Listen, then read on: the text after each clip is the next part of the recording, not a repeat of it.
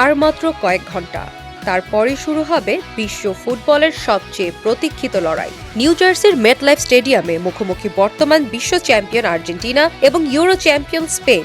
একটি ট্রফি, দুটি ফুটবল পরাশক্তি, আর মাত্র 90 মিনিটের ব্যবধানে লেখা হবে নতুন ইতিহাস।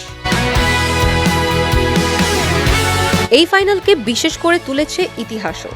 বিশ্বকাপে আর্জেন্টিনা ও স্পেনের একমাত্র সাক্ষাৎ হয়েছিল 1966 সালের আসরে। সেবার গ্রুপ পর্বে 2-1 ব্যবধানে জয় পেয়েছিল আর্জেন্টিনা। এরপর প্রায় 6 দশক কেটে গেলেও বিশ্বকাপের মঞ্চে আর দেখা হয়নি দুই দলের।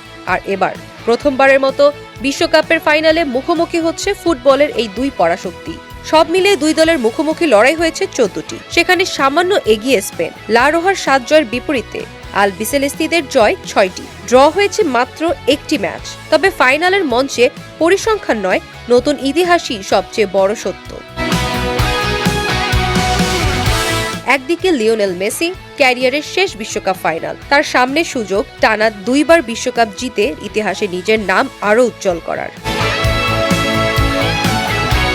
অন্যদিকে স্পেনের নতুন তারকা লামিন ইয়ামাল, যাকে ঘিরেই ভবিষ্যতের স্বপ্ন দেখছে ইউরোপিয়ান চ্যাম্পিয়নরা।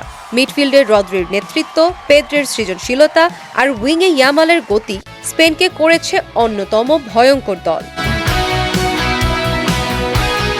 ফাইনালের আরেকটি আলোচিত নাম স্লোভেনিয়ার রেফারি স্লাভকো ভিনচিচ। প্রথমবারের মতো কোনো স্লোভেনীয় রেফারি পরিচালনা করবেন বিশ্বকাপের ফাইনাল। বিশ্বকাপ ফাইনালে বাঁশি বাজানোকে নিজের জীবনের সবচেয়ে বড় স্বপ্ন বলছেন তিনি।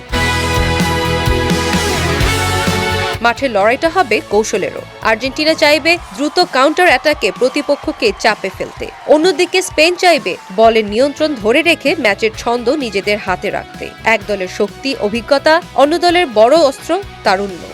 শেষ পর্যন্ত বিশ্বকাপ ট্রফি উঠবে কার হাতে, সেই উত্তর মিলবে রোববার রাতেই।